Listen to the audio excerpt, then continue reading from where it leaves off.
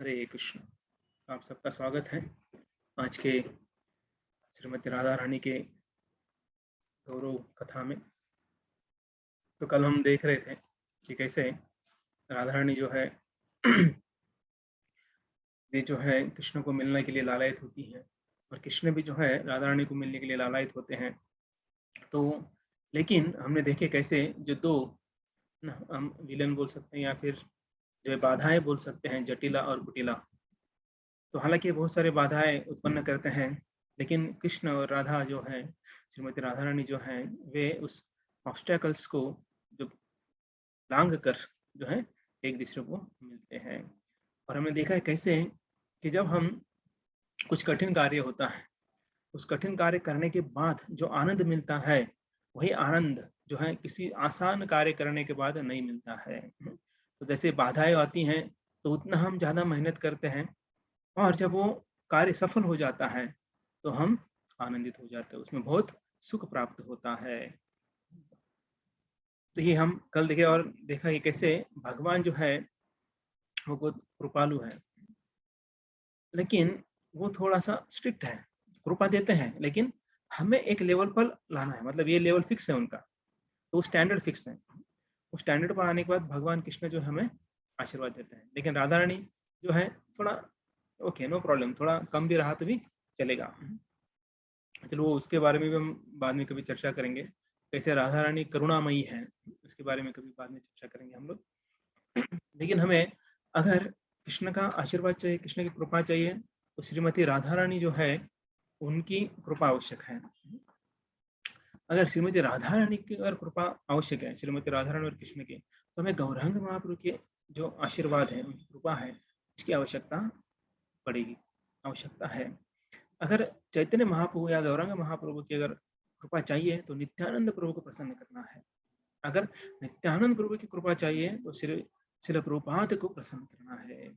अगर श्रील प्रभुपाद की कृपा चाहिए तो हमें हमारे गुरु, शिक्षा गुरु, दीक्षा गुरु को प्रसन्न करना है, तभी जाकर हमें कृष्ण प्राप्त होंगे। तो कृष्ण प्राप्त करना आसान है, लेकिन देखिए कैसे आसान है, डायरेक्ट जाएंगे तो कृष्ण मिलेंगे नहीं। तो बेटर है जो हम आसानी से उनको अप्रोच कर सकते हैं, आसानी से मिल सकते हैं, आसानी से बातचीत कर सकते हैं, उनसे मार्गदर्शन ले सकते हैं।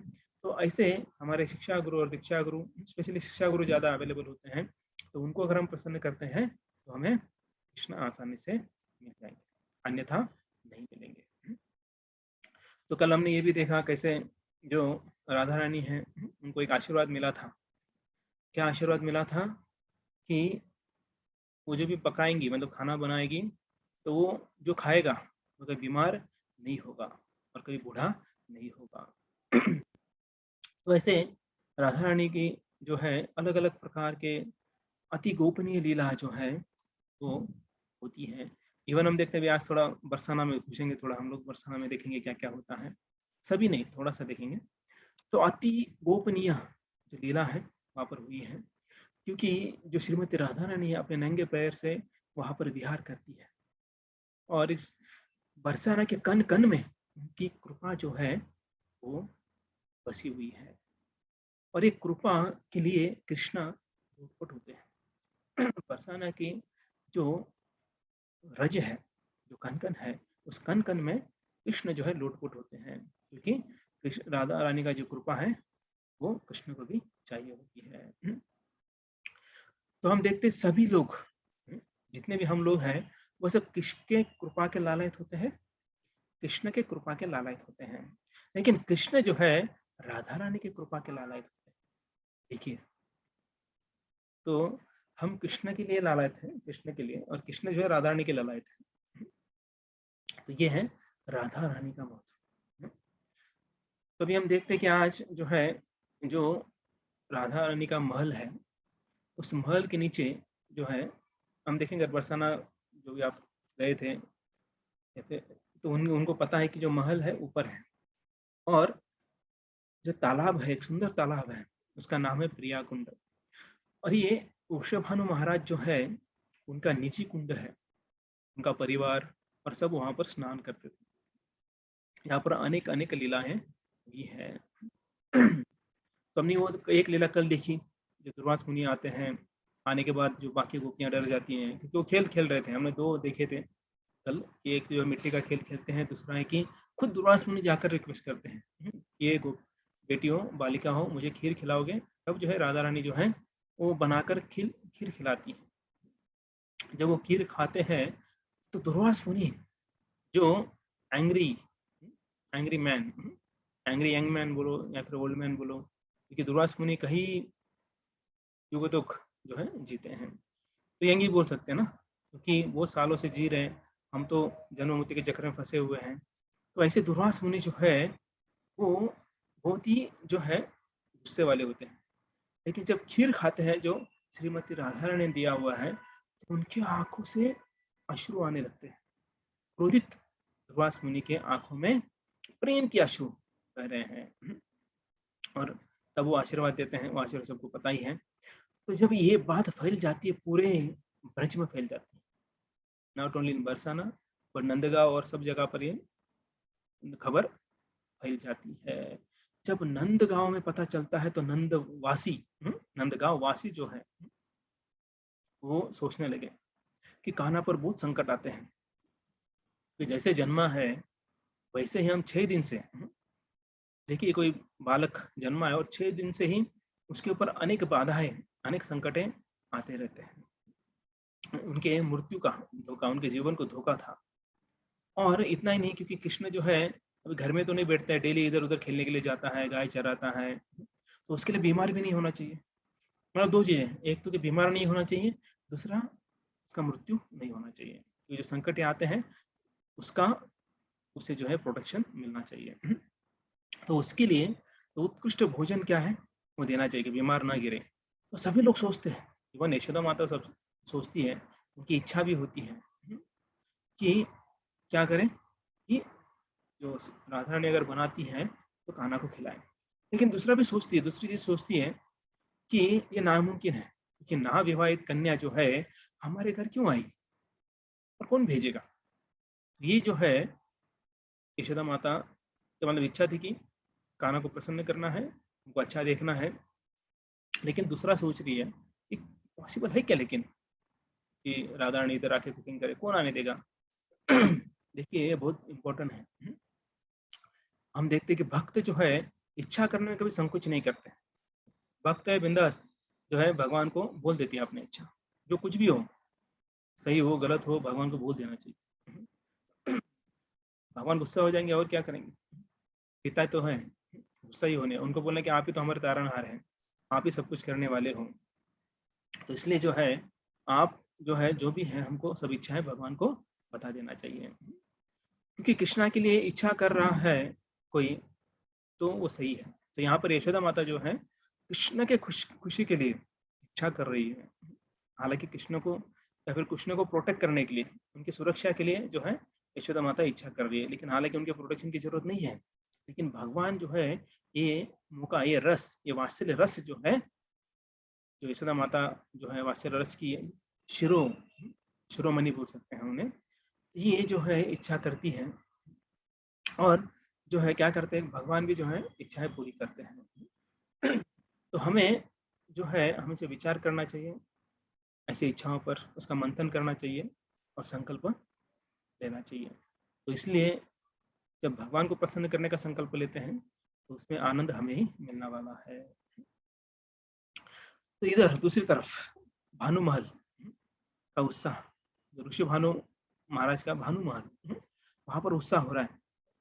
तो उस उत्साहों में अलग अलग प्रकार त्योहार होते हैं, और पहले के अभी भी हम देखते हैं कभी कभी कुछ फंक्शन होता है तो अलग अलग लोगों को बुलाया जाता है, स्पेशल रिलेटिव्स फ्रेंड्स, उनको बुलाया जाता है। वैसे जो उषा भानु महाराज है उनके घर पे, उनके महल में जो है उत्साह हो रहा था, तो वहां पर सभी लोगों को आमंत्रित किया था। और अभी नंद महाराज और यशोदा जी तो उनके फ्रेंड ही थे, तो उनको ही बुलाया गया। तो आने के बाद फिर जो है स्वागत समारंभ हुआ, सबको प्रेम प्रेम का प्रसन्न था, सभी प्रेम से एक दूसरे को मिल रहे थे। यशोदा माता जो है कीर्तिदा माता को मिले, बात कर रही थी। कीर्तिदा जो माता जी हैं वो क्या कर रही थी, यशोदा माता जी को जो है वो रसोई में लेके गई। अब स्त्रियां हैं तो उनका ज़्यादा इंटरेस्ट जो है कहाँ होता है कि जो आए हैं मेहमान उनको खिलाने पिलाने में उनको आनंद ज़्यादा आता है। जब वो रसोई में लेके जाती है तो बहुत बड़ा रसोई खाना था, अपना छोटा सा किचन नहीं, 100 स्क्वायर फुट या 80 स्क्वायर फुट का किचन नहीं, तो बहुत बड़ा किचन था। तो वहाँ पर जो है जो रसोई हो रही थी, कुकिंग हो रहा था, तो श्रीमती राधा रानी जो है वो कौन थी, इंचार्ज थी, प्रमुख रसोईया, हेड हेड कुक बोल सकते हैं, हेड कुक जो है वहाँ पर श्रीमती राधा रानी थी।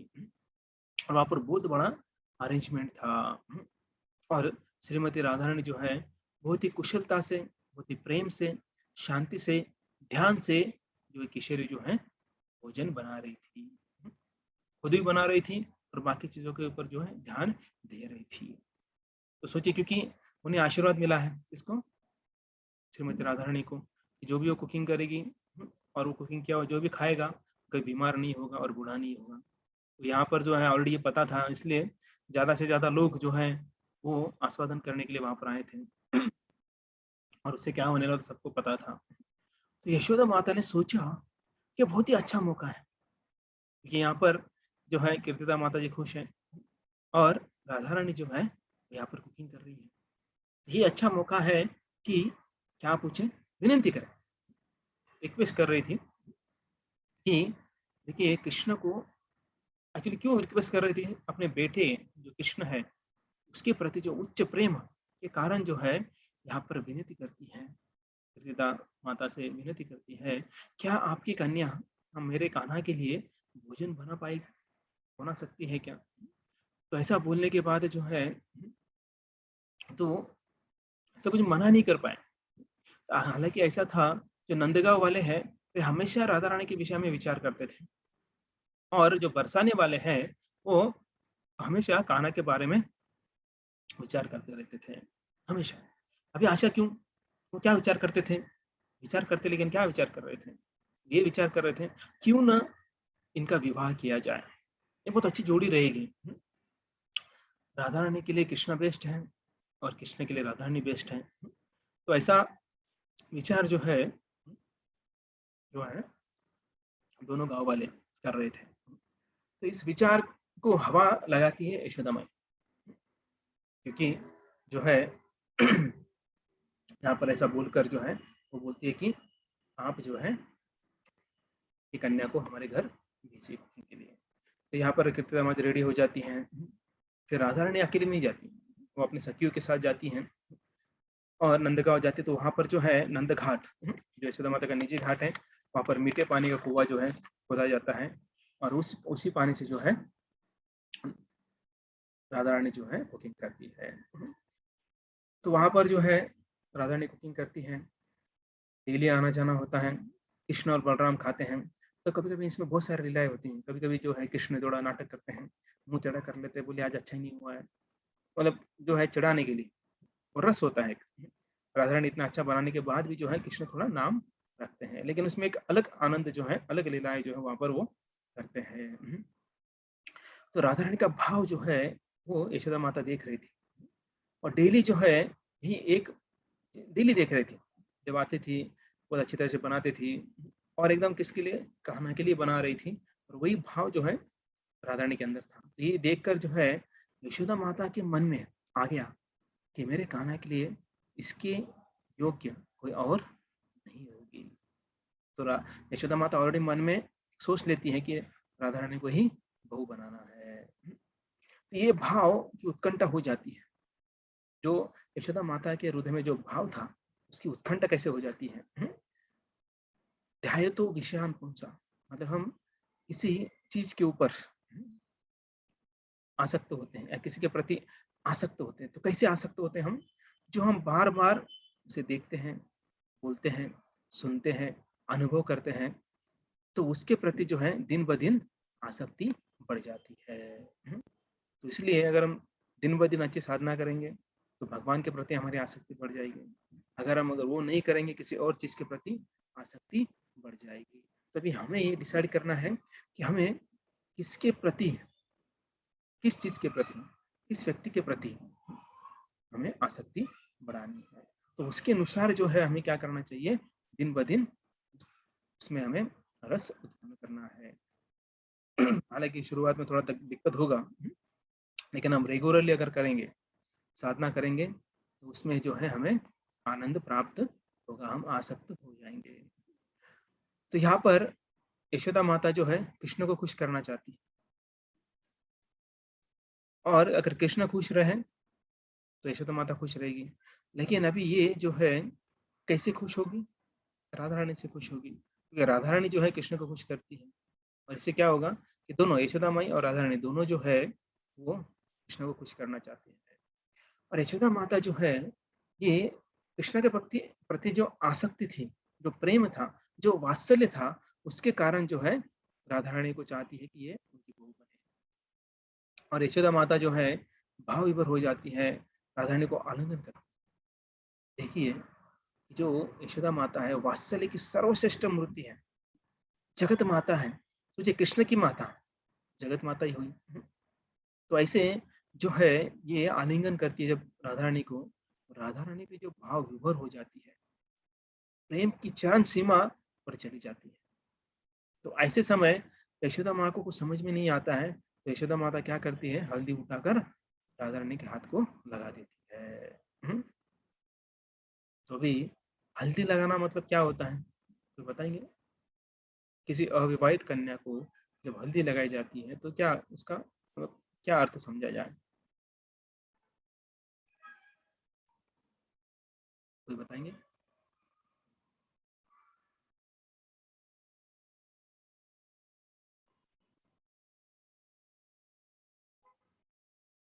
शायद पता नहीं है, ठीक है। Okay, accept in family, okay, family में स्वीकार किया, शादी पक्की कर दी। ओके, लेकिन विदेश में, शहर में बहुत लोगों को इतना कुछ पता ही नहीं रहता, हल्दी लगाया मतलब क्या बड़ी बात हुई। दूसरी चीजें लगाते वैसे हल्दी भी लगा लिया। लेकिन हमारी वैदिक संस्कृति, जो वैदिक विधि विधान बोलते हैं, क्या बोलते हैं संस्कृति में और गांव में, जो अगर हल्दी लगाई जाती है इसका मतलब क्या है कि शहरी भाषा में एंगेजमेंट होना। अगर कोई अविवाहित कन्या को हल्दी लगाया मतलब एंगेजमेंट हो गया। तो ये जो है एंगेजमेंट बड़ों के सम्मति से होता है, दो परिवार एक साथ आते हैं, उस समय स्वच्छ से वचन वेद वेद पुराणों का पठन होता है, तब जाकर जो हल्दी लगाई जाती है। लेकिन यहाँ पर तो कोई चर्चा ही नहीं है, ना लड़की के माता पिता को पूछा है, इवन लड़के के पिता को पता नहीं है, लड़के को भी पता नहीं है, किसी को भी पता नहीं, ना रिलेटिव को पता है, ना किसी और को पता है। तो ये यशोदा माता भाव में आ जाती है और जो है हल्दी लगा देती है। और इधर राधा रानी शर्मा जाती है, अंदर से तो आनंद हो रहा है बहुत कि राधा रानी के मन में भी कृष्ण ही है, तो हल्दी लगाने के बाद शर्मा जाती है और आनंदित हो जाती हैं। कभी जाने का समय होता है तो राधा रानी चलती हैं, लेकिन राधा रानी अकेली नहीं रहती हैं, राधा रानी के साथ ललिता, विशाखा, और सभी लोग जो थे उनके साथ, सभी के सभी जो है आनंद महसूस कर रहे थे, एक अलग प्रकार की खुशी जो है वो महसूस कर रहे थे, जैसे मानो हवा में उड़ रहे हैं। क्योंकि होता है ना, अरे हवा में थोड़ा नीचे जमीन पे भी आ, वैसे यहाँ पर जो सभी जो है राधा रानी और उनकी सखियां जो हवा में उड़ रहे थे, चर्चा करते करते करते पता ही नहीं चला कि कब बरसाना की बाउंड्री आ गई।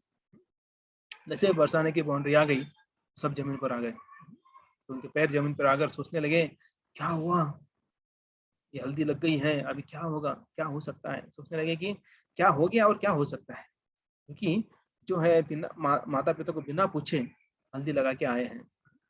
तो ऐसा रिवाज जो है, जो रिवाज होता है वैदिक पद्धति का, वो रिवाज भंग हो गया है, अभी क्या करें। तो सभी टेंशन में आ गए। लेकिन जब भी ऐसा कुछ हो जाता है सिचुएशन, टेंशन में आ जाते हैं, कुछ डिसीजन नहीं ले पाते हैं, तब सब लोग किसके तरफ देखते हैं, ललिता सखी के तरफ देखते हैं। तो आज ललिता षष्ठी है, तो ललिता षष्ठी मतलब ललिता जो है उनका आज का आयुर्वेद दिन है, तो ललिता की तरफ देखते हैं, तो ललिता जो है वो सोल्यूशन देती है। तो वो बोलती है ठीक है, नो प्रॉब्लम, हम क्या करते हैं, यहाँ पर अभी नीचे प्रिया कुंड है, मतलब बरसाने के बाउंड्री पर है, मतलब ऊपर नहीं गए, नीचे ही है। तो यहाँ पर हम क्या करेंगे, अभी इस प्रिया कुंड में जो है यहाँ पर क्या करते हैं, हाथ धो लेते हैं। तो ललिता बोलती देखिए राधा रानी, हम तो किसी को नहीं बताएंगे कैसा ऐसा हुआ है, और तुम भी मत बताओ, तो इससे क्या होगा कि किसी को भी पता नहीं चलेगा। तो यहाँ पर हम हाथ धोते हैं, तो सभी अभी बाकी लोग भी हाथ धोने लगे हैं, चलो राधा रानी भी धोने लगी है। तो धोते समय वो सोच रही है। दो विचार जो है राधा रानी के मन में आ रहा है। पहला विचार है, क्या विवाह कर कर मैं हमेशा के लिए नंदगांव जाऊं? ये पहला विचार आ रहा है। दूसरा विचार आ रहा है कि क्या डेली आना जाना विदाउट मैरिज अलग अलग प्रकार की लीला करना वो सही रहेगा? मतलब विवाह के बंधन में फंसकर फंसना अच्छा है कि ऐसे ही चुपके मिलना अच्छा है? Which is the best? वैसा जो है वो हाथ धोते धोते सोच रही है। तो यही ऐसा सोच रही है और वहां पर वो एकदम मग्न हो गई। तब ललिता बोलते, अरे चुटकी बजाई, अरे राधा ने क्या कर रही हो, बहुत समय हो गया है, चलो जाना है कि नहीं घर पे? तो फिर बोलता, हाँ ठीक है ठीक है। तो फिर वो घर पे जाते हैं। दूसरे दिन अभी बहुत सारे लोग नहाने आते हैं और देखिए सभी वहाँ पर इतना निर्मल पानी था, हर एक कुंड का एकदम शुद्ध पानी, निर्मल पानी था। तो लोग सुबह सुबह जो है अलग अलग कुंडों में नहाने के लिए जाते हैं। तो वहां पर भी वो जो जाते समय देख लिया उन्होंने, यहाँ पर कुंड जो है प्रिय कुंड, जो अरे कल तो इतना अच्छा था, इतना निर्मल पानी था, क्रिस्टल क्लियर बोलते हैं हम लोग, तो वैसा पानी था, लेकिन आज पूरा पीला कैसे हो गया? तो लोग क्या सोचने लगे, लोग जाकर किसी को पूछे नहीं, जो वहां पर लोग थे वो ऑलरेडी सोचने लगे, बोले राधा रानी डेली जाती है, कहाँ जाती है? यशोदा माई के पास जाती है और वहां पर कृष्ण के लिए जो है खाना बनाती है। और ऐसा लगता है कि यशोदा माँ जो है भाव विभोर होकर जो है क्या कर दिया है, राधा रानी को हल्दी लगा दी है। तो ऐसा जो है चर्चा हो जाती है। तो ऑलरेडी ये लोग जो है लोग चर्चा कर देते हैं और ये जो है अभी ये पूरा कुंड जो है वो क्या हो जाता है, पीला हो जाता है। तो राधा रानी जो है वो भी क्या कर रही है, चिंता कर रही है, क्योंकि कुंड तो पूरा पीला हो गया, पछता रही है। और लोगों को समझ में आ गया कि राधा रानी जो है, जो हाथ को जो हल्दी लगाई थी, यहाँ आकर उसने धो दिया होगा। तो लोगों ने निकाल लगा दिया, क्या निकाल लगा दिया कि राधा रानी का एंगेजमेंट हो गया है कृष्ण के साथ, कान्हा के साथ। यशोदा माई ने हल्दी लगाई मतलब कान्हा के साथ एंगेजमेंट हो गया है। तो राधा रानी को शर्म आई होगी, चिंता करने लगी, इसलिए जो है यहाँ पर हाथ धो दिया। अभी ये जो लोगों ने ऑलरेडी तय कर लिया है और अभी महल में जो है सब कीर्तिदा और ऋषि भानु महल में जो है उनको जाकर बोलने लगे, क्या बोले, हमने सुना है कि राधा रानी का एंगेजमेंट हो गया है, लेकिन आपने हमको क्यों नहीं बताया? बोले क्या बोल रहे हैं? जाकर सीधा सीधा बोल रहे हैं, ये नहीं पूछ रहे एंगेजमेंट कब किया, वो बोल रहे कि एंगेजमेंट हो गया, हमको नहीं बताया। तो ऐसा बोलने के बाद फिर ऋषि भानु जो महाराज है और कीर्तिदा माता जो है वो राधा रानी तब देखने लगे और राधा रानी जो है नीचे मुंडी देखकर जो है खड़ी है। तो इसका मतलब क्या है, चुपचाप खड़ी है मतलब मौनम सम्मति दर्शकम, दर्शनम मतलब लक्षणम, लक्षणम बोले या दर्शकम बोलो, कि जब कोई मौन रहता है उसका मतलब क्या है, वो सम्मति दे दिया है। अगर कोई चोर है, चोर को पूछता चोरी किया क्या, और कुछ नहीं बोलता है, इसका मतलब क्या है, उसने किया है। तो इधर अभी राधारणी को लगा अभी डांटेंगे, अभी देखो ना कि खुद ही जाकर सब कुछ हो गया है, हालांकि वो सब भाव विभोर हो गए थे, वो सब अलग कुछ इंटेंशन नहीं था लेकिन हो गया। लेकिन राधारणी को डर था कि अगर अभी माता पिता डांटेंगे, लेकिन ऐसा कुछ नहीं हुआ। तो कीर्तिदा और ऋषि भानु जो है बहुत खुश हो गए। हालांकि वो भी चाहते थे कि हम लड़के वाले हैं, हमने जाकर उनको पूछना चाहिए था कि क्या हो सकता है कुछ। तो हालांकि जो है ऐसा कुछ नहीं हुआ, ना क्रोधित हुए, ना कुछ डांटा, और हालांकि वो खुश हो गए। और इतना ही नहीं, ऋषभनु महाराज ने तुरंत मोतियों का भंडार खोल दिया, बैलगाड़ी में जो है 1 लाख मोती भर दिए और जो है वहां से जो है वो भेंट जो है वो एक ब्राह्मण के साथ उन्होंने नंदगांव भेज दिया। तो ऐसा भेंट भेजना मतलब क्या है कि हमें ये प्रस्ताव मंजूर है। तब से ये जो है प्रिय कुंड जो है वो पीली पुखुर, तो पीला पुखुर बन गया। तो ये जो है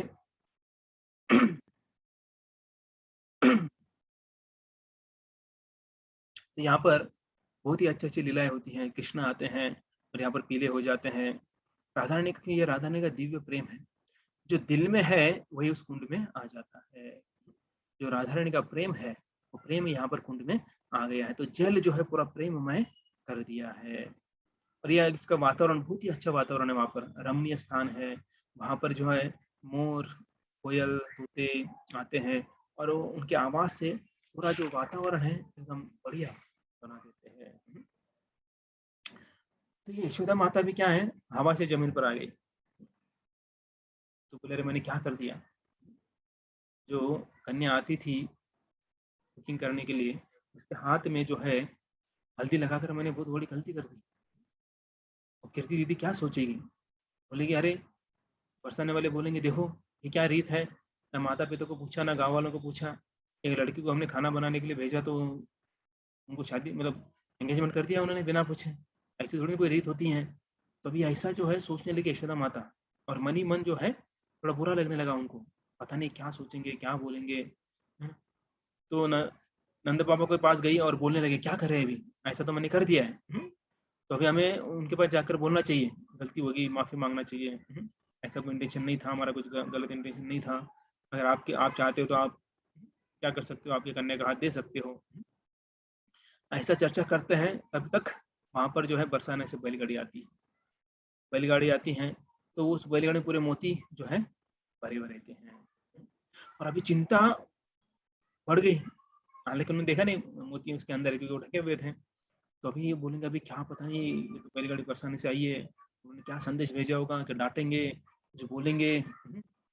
ठीक है, बोले देखते हैं बाद में क्या होता है। तो ब्राह्मण आ गए, ब्राह्मण का आदर-सत्कार किया, उनके चरण धोए, पूजा-अर्चा की उनकी और फिर ब्राह्मण बोले कि हम शुभनु महाराज की तरफ से आए हैं और उन्होंने जो है उन्होंने बोला है कि जो आपने उनके कन्या को जो है पुत्रवधू के रूप में स्वीकार किया है, इसके लिए बहुत-बहुत धन्यवाद और जो है उन्होंने आपके लिए कुछ भेंट दिया है।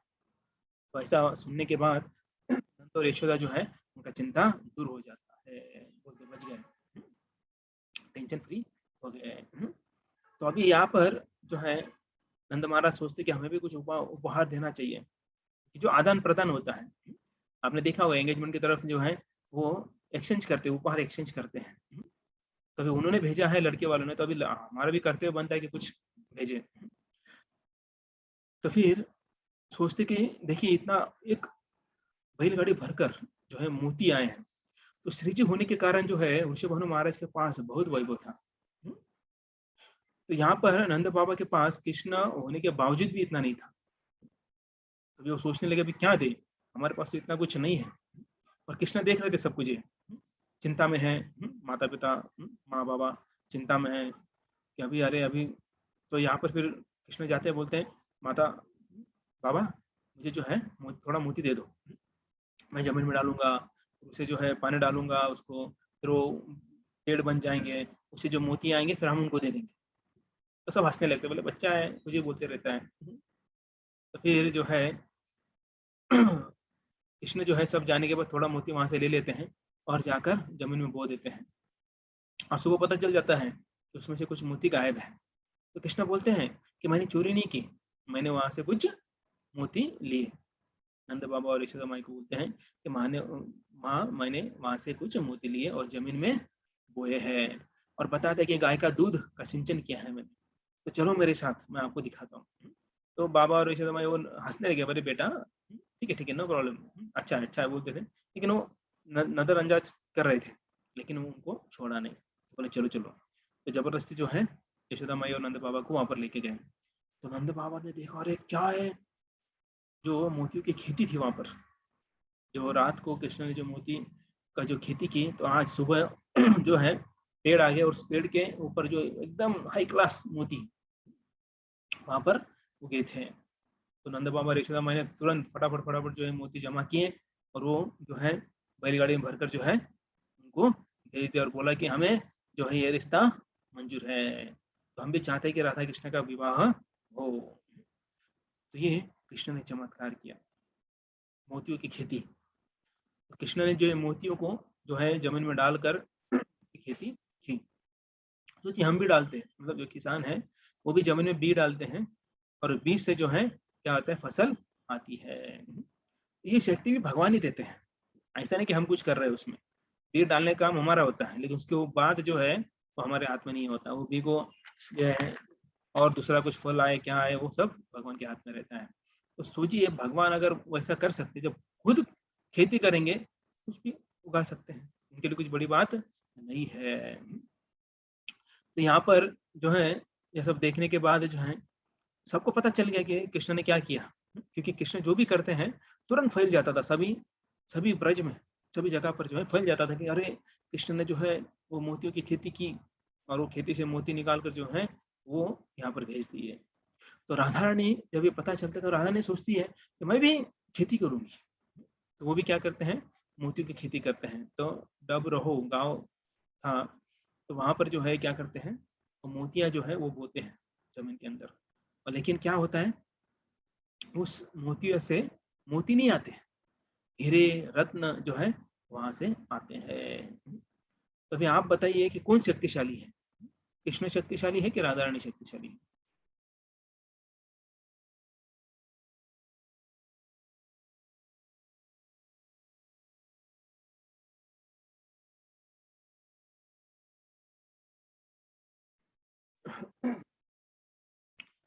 श्रीमती राधा रानी शक्तिशाली है? ओके, राधा रानी शक्तिशाली है। ओके, राधा रानी शक्तिशाली। ओके, राधा रानी है, सभी राधा रानी बोल रहे हैं। कृष्ण शक्तिशाली। ओके। ओके, राधा रानी शक्तिशाली। यहाँ पर भी दो ग्रुप हैं, एक कृष्ण का ग्रुप, एक राधा रानी का ग्रुप। कृष्ण के ग्रुप वाले बोल रहे कृष्ण शक्तिशाली है, राधा रानी के ग्रुप वाले बोल रहे हैं कि राधा रानी ग्रुप है। अब एक बोले कि नो ऑफेंस, दोनों शक्तिशाली है, अपराध नहीं करना है हमें किसी के प्रति। ठीक है, तो यहाँ से हम देखते हैं ना, कार्यों से देखते हैं, हम जज नहीं करेंगे। तो कार्य जो किया है, अभी कृष्ण ने जो क्या किया है, मोती डालकर मोती उगाए, लेकिन राधा रानी ने मोती डालकर हीरे और रत्न जो है वो उगाए। मतलब कौन शक्तिशाली है? तो राधा रानी जो है वो ज्यादा शक्तिशाली है। तो उस जगह को जो है, जिस जगह पर राधा रानी ने जो है हीरे रत्न उगाए, तो उस जगह को रत्न कुंड कहा जाता है। तो ऐसे ये मोतियों की खेती दोनों ने की थी। कृष्ण जो है राधा रानी के बिना नंदगांव में ज्यादा टिक नहीं सकते थे। तो बार बार जो है कुछ बहाना बनाकर जो है वो क्या करते थे, वो आ जाते थे बरसाना में। तो बरसाने की सीमा पर जो प्रिया कुंड था, तो वहां तक आ जाते थे। या फिर अलग अलग हम देखेंगे बहुत सारी लीलाएं हैं, तो अलग अलग जगह पर अलग अलग प्रकार से जो है वो सिग्नल देते थे, और यहाँ पर राधा रानी को पता चल जाता था, फिर राधा रानी जाती थी, फिर ऐसे अलग अलग लीलाएं होती थी। तो यहाँ पर जो है कृष्ण जो है वो आगे प्रिया कुंड के पास, जिसे पीली पोखर बोलते हैं, और देखा कि ये सब प्रिया कुंड जो कल तक इतना अच्छा था, क्रिस्टल क्लियर था, आज पीला हो गया। कृष्ण को पता नहीं चला क्या हो रहा है, और कृष्ण सोच में पड़ गए। बोले कल इतना साफ सुथरा जो था, आज हालांकि साफ सुथरा ही था, लेकिन पानी इतना अच्छा पानी था, आज पीला कैसे हो गया? विस्मित हो गए, आश्चर्यचकित हो गए, और ऐसा आश्चर्यचकित होकर ही विचार करते करते वो उस कुंड के अंदर जाने लगे। और क्या बोलने लगे, ये पीली वस्तु क्या है, ये पीली वस्तु क्या है, ये पीली वस्तु क्या है? तो ऐसा बोलते बोलते पानी के अंदर जो है वो जा रहे हैं। पहले एड़ियों तक, फिर घुटनों तक, फिर कमरों तक, फिर छाती तक, फिर जो है गले तक, फिर सर तक, ऐसा पूरा पानी में वो अंदर चले गए। और ऊपर क्या था, दो हाथ, और उनका जो मोर पंख है, ये दोनों जो है ऊपर था। और कैसे दिख रहा था, ये ऐसा बोलते बोलते जो है पूरे कुंड में विहार कर रहे थे। और ऐसे ऐसे आवाज सुनकर जो है वहां पर बहुत सारे लोग जमा हो गए, और क्या देख रहे हैं, एक मोर पंख और दो हाथ घूम रहे, क्योंकि सिर के ऊपर तक पानी गया था। तो ऐसा देखने के बाद भले बोले क्या हो रहा है, सबको ये आवाज जो है पूरे बरसाना में घूम रहा था, और सब जो है वहां आकर देखने लगे कि कृष्ण अंदर है। और तो फिर जो सखा, मतलब जो उनके मित्र हैं, वो भी वहां पर आ गए थे। तो वो क्या करते हैं, वो कृष्ण को बाहर लेके आते हैं। और आते हैं, कृष्ण जो है जो ऊपर आते हैं, तो कृष्ण देखिए पहले श्याम सुंदर जो है, यहाँ पर अभी वो क्या बन गए हैं, उनका शरीर जो है सुवर्ण कांति का बन गया है, और वो भाव विभोर अवस्था में थे। और ऐसा यहाँ पर ऐसा बोला जाता है, जो आचार्य बोलते हैं कि यहाँ पर कृष्ण भगवान ने घोषणा कर दी, अनाउंसमेंट कर दिया कि मैं अगली बार जो है सुवर्ण कांति में आऊँगा, तो गौरांग बनकर आऊँगा मैं। तो हालाँकि यहाँ पर जो है वो बता रहे हैं, जो प्रेम का रहस्य जो है वो समझने के लिए इस रूप में मुझे आना पड़ेगा, तो मैं इस रूप में आऊँगा। तो ये प्रेम का जो राधा-रानी का प्रेम है, उसका आनंद, उसका अनुभव मैं जो है क्या करूँगा, अगले जन्म, अगले अवतार में मैं क्या करूँगा, उसका अनुभव लूँगा। तो ये पीली वस्तु मतलब क्या है? ये पीली वस्तु मतलब क्या है? राधा-रानी का प्रेम है। जब पीला कलर में कृष्ण बाहर आ गए, सभी सखा वहाँ पर पहुँचे, कृष्ण बोलने लगे कि मुझे श्याम सुंदर को मिलना है। कौन बोल रहे हैं? श्याम सुंदर ही बोल रहे कि मैं श्याम सुंदर को मिलना चाहता हूँ, चाहती हूँ। तो ऐसा जो है यहाँ पर जो है कृष्ण जो है सखाओं को बोलने लगे कि मुझे श्याम सुंदर को मिलना है। कृपया करो जो है ये पिलाइए। सब बोले अरे तुम ही तो श्याम सुंदर हो। लेकिन वो सुन नहीं रहे थे। तो भाव विभोर होकर जो है पेड़ को आलिंगन करते-करते जो है सबको पूछ रहे, फूलों को, वनों को, आदि को सबको पूछ रहे, कृपा करके मुझे बताओ मेरे प्रिय श्याम सुंदर कहाँ है? मैं व्याकुल हो रही हूँ। कौन बोल रहा है? कृष्णा बोल रहे हैं। मैं व्याकुल हो रही हूँ। तो सब दंग हो गए, बोले क्या चल रहा है? बोले कृष्णा क्या हो गया तुझे? हो रही हूँ, व्याकुल हो रही हूँ, ऐसा क्यों बोल रही हूँ? सब दंग रह गए, बोले समझ, और अभी समझ में आ गया उनको कि अभी ये कृष्ण जो है पूरी तरह से राधा रानी बन गए हैं। तो जैसे राधा रानी कृष्ण के लिए भाव विभोर हो जाती हैं, तो और वनों, पेड़ों, फूलों को सबको पूछती है कहाँ है कृष्ण, कहाँ है कृष्ण? तो वो प्रेम वो किसके अंदर आ गया है? कृष्ण के अंदर आ गया। और अभी कृष्ण जो है वो राधा रानी बन गई है, क्योंकि वो भाव जो है कृष्ण के अंदर आ गया है। तो इसलिए वो भाव से जो राधा रानी जो है वो प्रेम से पूछ रही है कि कृष्ण किधर है। वही चैतन्य लीला में जो है वो बताया गया है। और ये लीला जो है, ये जो कृष्ण राधा रानी के प्रेम में प्राण भाव विभोर होकर वो जो है बहुत घंटों तक जो है ऐसा ये पूछ रहे थे। सभी गौर-गौर चिंतित थे, अभी क्या करें? कैसे अभी माता के पास कैसे जाएँ? ऐसे चिंता में थे। लेकिन जो है सब कुछ स्लोली-स्लोली जो है ठीक हो गया। कृष्ण जो है बहुत रोए, व्याकुल हुए, राधामय बन गए थे पूरा। कि राधा रानी, जैसे हम कृष्णमय बनना होता है, वैसे कृष्ण जो है राधामय बन गए। और बाद में बड़े उदास हो गए और फिर घर चले गए।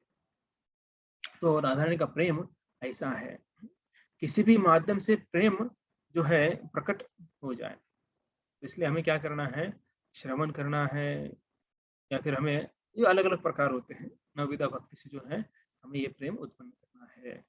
तो इसलिए प्रयास करना है ना? श्रवणम, कीर्तनम, विष्णु स्मरणम, ये सब चीज़ें जो है हमें अच्छी तरह से करना है, जिसके कारण हम जो है भगवान का प्रेम प्राप्त कर सकें। तो ये दिव्य लीला पीली पोखर धाम। तो अभी क्या होता है, एक दिन पांडे जी, अभी पांडे लीला बताएँगे आपको, पांडे लीला। तो ये पांडे लीला क्या है देखते हैं। एक दिन पांडे जी जो है वो न्योता, इन्विटेशन देने के लिए नंदगाँव आए। नंदगाँव से आए थे। बरसाना आ गए और उन्होंने निमंत्रण दिया, होली खेलने का निमंत्रण जो है वो दिया। फाल्गुन मास में शुद्ध पक्ष में जो अष्टमी के दिन जो है, वे कृष्ण की ओर से जो है सखियों को होली का निमंत्रण देने आ जाते हैं। तो सभी सखियाँ जो है हँसी-मज़ाक करने लगे, और कुछ-कुछ सखियाँ तो क्या करने लगे कि ऑलरेडी कलर लेकर जो है पांडे को धो डाला। धो डाला मतलब पूरा कलर से जो है, उनको पूरा जो है कलर लगा दिया उन्होंने शरीर को उनके। तो हालाँकि वो बोल रहा है मैं संदेशवाहक हूँ, मैं ब्राह्मण हूँ, तो वो सुनते नहीं है, उसको पूरा कलर कर देती है। तो वहाँ पर राधा रानी नहीं थी। जब थोड़ी देर में आती है तो बोलती, सबको बोलती है, "अरे क्या आतंक मचा के रखा है? तो साइड हटो।" हुँ, तो उस गोपियों को चंगुल से जो है राधा रानी जो है उस ब्राह्मण को निकालती है। तो संदेशवाहक जो है उसकी बुरी हालत देखकर जो है राधा रानी बोलती, ठीक है आप चलो मेरे साथ चलो। ये राधा रानी जो करुणामयी है, बहुत ही कृपालु है। तो ये राधा रानी जो है आदर पूर्वक, सम्मान पूर्वक जो है महल में ले जाती है। और वहाँ पर जो है उनको जो है नहलाने के लिए पानी देती हैं, सुगंधित जल देती हैं और राज वस्त्र देती हैं। तो ये सब होने के बाद जो है फिर उनका सम्मान, नया कपड़े सब कुछ देने के बाद कीर्ति मैया और ऋषिभानु महाराज जब उनको पता चलता है अरे इन्विटेशन देने के लिए आए हैं, वो लड्डू लेते हैं और ब्राह्मण है तो उसके उसके आरती कीर्ति सब करते हैं, भोग लगाते हैं और लड्डू जो है वो उसके मुख में डाल देते हैं। तो ये इसे बोलते हैं, प्रेम से बोलते हैं लड्डू मार होली। लड्डू मार होली मतलब ये उधर ब्रज में बहुत फेमस है लड्डू मार होली। तो ये आज भी हम देखते हैं कि जो बरसाने के पुरोहित हैं वो लड्डू फेंकते हैं और जो है क्या करते हैं, जो लोग जो है उसे ले लेते हैं और उसको महत्वपूर्ण महाप्रसाद समझकर जो है अपने घर में रखते हैं, संभाल कर रखते हैं। तो फाल्गुन महीने में जो दशमी को कृष्ण जो है सर धर कर आते हैं, अकेले नहीं, पूरा उनका टीम रहता है। देखिए टीम में कौन कौन है, नारद मुनि है, ब्रह्मा जी है, शिव जी है, योग माया है, पूर्णमासी है, इंद्र है, भवानी है, सभी लोग जो है वो अपना वेश बदल कर आते हैं, व्यंग करते हैं, अलग अलग प्रकार के व्यंग करते हैं। जैसे इंद्र क्या करते हैं, मुंह में हवा भरकर अलग अलग प्रकार की आवाज निकालते हैं और बालक जो होते हैं, जो गोप होते हैं, उनको आनंद देते हैं। और ब्रह्मा जी जो है 4 मुख वाले, शिव जी 5 मुख वाले जो है, ऐसे जो है सुखदेव गोस्वामी जो है, ऐसे अलग अलग जो है सभी जो है वेश बदलते हैं, लेकिन कुछ कुछ चीजें उनकी सेम रहती हैं। और ये ग्वाल बाल उनका मजाक उड़ाते हैं। उन सबका जो नायक होते हैं वो कृष्ण होते हैं। और ये सभी लोग जो है पिचकारी गुलाल है ना, मानो कि शस्त्र अस्त्र है ना, अपने कमरे में एक जगह पिचकारी होती है और जो गुलाल होता है उसके जो है वो पोटली पोटली बनाते हैं और अलग अलग जगह पर लटका लेते हैं कमर में। तो सज्ज होकर जो है वो जा रहे हैं और बालक बात कर रहे हैं, मजाक उड़ा रहे हैं। बोले 4 मुख वाला आदमी अपने पत्नी से कौन से मुख से बात करता होगा, और ऐसा बोल के हंस रहे सब लोग, हंसी मजाक कर रहे हैं। तो ना, तो ऐसा जो हंसी मजाक जो है बालक कर रहे हैं, अरे बोलिए ब्रह्मा जी देखो 4 मुख वाला, शिव जी देखो 5 मुख वाले, वो समझ में नहीं आ रहा है कौन से मुख से बोल रहे हैं, पीछे से बोल रहा है, आगे से बोल रहा है, साइड से बोल रहा है, कुछ समझ में नहीं आ रहा है। और ऐसा जो है हंसी मजाक करते करते जो है वो चल रहे हैं, मधुर लीलाएं हो रही है। और वो ये देख नहीं रहे कि अरे ब्रह्मा जी ये क्या करेगा, वो क्या करेगा, वो सोच नहीं रहे। और ब्रह्मा जी शिव जी आनंद ले रहे उसमें।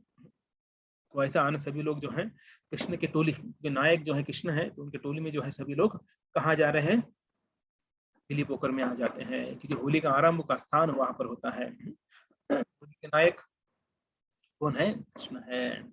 और पूरा माहौल, पूरा एटमॉस्फेयर, जो वातावरण है वो अभी होली का वातावरण बन जाता है। तो वहां पर जब जाते हैं तो वहां पर राधा रानी नहीं है, तो वहां पर विशाखा थी और दूसरे सखियां थी। तो कृष्ण नजरों नजरों में से विशाखा को पूछते हैं किधर है, तो विशाखा ही नजरों से ही बोलती उधर है। तो फिर कृष्ण बोलते हैं लेके आओ, मतलब नजरों से ही बोल रहे हैं, दूर से ही। तो विशाखा जो है वो जाती है ऊपर, और ऊपर जाती देखती तो राधा रानी रूठी हुई है। तो ललिता जो है वो पूछती क्यों रूठी है, तो तुरंत तभी जो है विशाखा आती बोले चलो चलो सब लोग चलो, वहां पर कृष्ण आ गया है। तो ऐसा जब राधा रानी ऊपर से देखती है महल से, ये ऊपर से दिख रहा था पूरा, वो दिखता है, अभी आजकल थोड़ा नहीं दिखता है क्योंकि अलग अलग जो है वहां पर घर बन गए। तो तब दिखता था, देखा कि अरे कृष्ण जो है वो राधा रानी को देखते हैं, राधा रानी कृष्ण को देखते हैं। तो कृष्ण जो है पिचकारी से रंग मारते हैं, अभी तक इतना दूर तो रंग नहीं जाएगा। तो हालांकि वो रंग नहीं जाता है, लेकिन उनका हृदय का प्रेम वहां तक पहुंच जाता है। तो फिर ये देखकर राधा रानी रेडी होकर जो है वो भी नीचे आती है। अभी होली के भी कुछ नियम होते हैं, होली खेलना है उसके नियम बनाते पहले। बोले कि पहले सूखी होली होगी, फिर गीली होगी। सूखी होली मतलब जो गुलाल होता है वो डालेंगे, और गीली होली मतलब जो है पिचकारी से जो पानी कलर पानी होता है वो एक दूसरे के ऊपर डालेंगे। और जो हारेगा उसे उपहार देना पड़ेगा, गिफ्ट देना पड़ेगा। तो ये कृष्ण जो है ऑलरेडी भर भर कर, संदूक भर भर कर जो है वो उपहार लेके आए थे। और अभी सूखी होली जो है गुलाल फेंकना चालू हो गया। और ये देख चालू हो गया, तो ये गोपियां जो थी वो बहुत एक्सपर्ट थी और हावी हो रही थी। और ये देखकर जो है अभी कृष्ण और जो गोप बालक उन्होंने देखा कि अरे ये तो बहुत हमसे ऊपर जा रहे हैं, अभी क्या करें। तुरंत जो है पिचकारी जो थी कमरे को लटकाई हुई थी, तो जो है क्या करते हैं वो भरकर जो है उनके ऊपर फेंक रहे हैं, पानी मार रहे हैं, मतलब कलर पानी मार रहे हैं, मतलब गीली होली चालू कर दिया। तो यहाँ पर जो है इन लोगों ने क्या कर दिया, नियम तोड़ दिया। तो कृष्ण जो है नियम तोड़ते हैं, तो कृष्ण क्या करते हैं, कृष्ण भी जो पिचकारी में कलर लेते हैं, कलर पानी, और राधा रानी के जो है मुख पर वो छोड़ते हैं। तो इतना जोर से चोटते हैं, हालाँकि राधा रानी जो ऐसा हाथ करती हैं, लेकिन उसको हाथ को लगकर जो है वो चींटे जो है कलर के, राधा रानी के गुलाबी सुवर्णकांति जो उनका मुख है, चेहरा है, उसके ऊपर वो चींटे आ जाती है। और वो जो सुवर्णमय गालों पर जो कलर लगा है, तो वो देखकर कृष्ण जो है पूरे भाव विभोर हो गए। और वहीं पे वो बोलते हैं ना हिप्नोटाइज, या फिर जो क्या हो गए, वो स्टैच्यू हो गए वापस, सिर्फ देखते रह गए। और ऑलरेडी इन्होंने क्या कर दिया था, नियम तोड़ दिया था। और सभी गोपियां आ गई और वहां पर क्या करते हैं, कृष्ण के हाथ जो है मरोड़ लेते हैं, दोनों हाथ पीछे करते हैं, उनको पकड़ लेते हैं। कृष्ण को पता ही नहीं चला कि उनको किसने पकड़ा है। ये मोहित होने के कारण जो है वो पकड़े जाते हैं। और सभी गोपियां जो है वो क्रोधित हो जाती है, राधा ने भी क्रोधित हो जाती हैं। और जब राधा ने क्रोधित हो गई, वो देखकर जो है कृष्ण को आनंद हो रहा है, वो खुश हो रहे हैं। राधा ने गुस्सा में और उनको आनंद आ रहा है। तो यहाँ पर तो सबने, गोपियों ने क्या है, बंदित कर दिया है। और अभी ललिता बोलती कि इसको कड़ी से कड़ी सजा देनी चाहिए। तो वो फिर डिसाइड करते हैं क्या क्या करना चाहिए। बोले इसके मुंह को काजल लगा दो पूरा। जनरली काजल जो है वो आंखों में लगाते हैं, लेकिन बोले इसका मुंह काला कर दो पूरा। दूसरा है जो मान का दुपट्टा होता है, वो दुपट्टा जो है वो छीन छीन लिया जाए।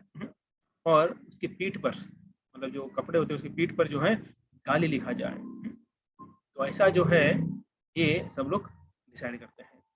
तो इधर तो कृष्ण के हाथ बंधे थे, तो राधा रानी को बोलती, राधा रानी चलो क्या करो, इसको काजल लगाओ। जैसे राधा रानी जो है हाथ में काजल लेती है और ऐसे मुख नजदीक लाती है, तो तुरंत फेर लेते हैं, तो वो मुख में पूरा लग जाता है। और ऐसा एक करने के बाद, दंडित करने के बाद जो है कृष्ण राधा रानी के चरणों में गिर जाते हैं। और जो पेटियां होती हैं, वो पेटी बोलते लेके आओ, पेटियां लेके आओ। और वो पेटियों में से जो उपहार है वो सब राधा रानी और उनके सखियों को दे देते हैं। तो अभी देखिए, कृष्ण को अपने भक्तों से हारना अच्छा लगता है, उन्हें बहुत पसंद आता है भक्तों से हारना। अगर हारना नहीं होता तो संदूक क्यों उठा के लेके आते थे। संदूक में ऑलरेडी जो है उपहार लेके आए थे, कि उनको पता है कि हमको हारना है और हारने में मजा है। तो ऐसा जो है ये पीली पुखुर की लीला, होली की लीला, पांडे जी की लीला जो है हमने देखी है। ये राधा रानी जो है बहुत करुणामयी है, महाभाव का सार है, लज्जा का महान उदाहरण है, सबसे श्रेष्ठ है, गंभीर है कृष्ण के प्रति। व्यवहार से जो है, व्यवहार भी वो सबसे अच्छा करती है। तो ऐसे जो ये राधा रानी है, ये बहुत ही करुणामय है। तो कृष्ण की सेवा के प्रति बहुत गंभीर है, और हमें वो दिखाती कि कैसे हमें कृष्ण की सेवा करनी चाहिए। तो उनका बहुत सारे गुण है। हालांकि जो उनका, जो हम देखा जाए कि जो सौंदर्य है, वो सौंदर्य जो है, जैसे रुक्मिणी है, लक्ष्मी है या पार्वती है, इनकी सौंदर्य की तुलना में जो है बहुत ही उच्च है। और ऐसा बोला जाता है कि राधा रानी से ही इन बाकी सबको सौंदर्य प्राप्त होता है। तो ये राधा रानी का सबसे श्रेष्ठ गुण जो है, हालांकि बहुत सारे गुण है, तो एक है करुणामय। तो वो राधा रानी बहुत ही भोली भाली है, सीधी सादी है, इसको दुख नहीं देना चाहती, जानती ही नहीं है। तो देखिए राधा रानी की जरा से अगर हम प्रार्थना कर देते हैं, तो राधा रानी भाग भाग कर हमारे पास आ जाती है।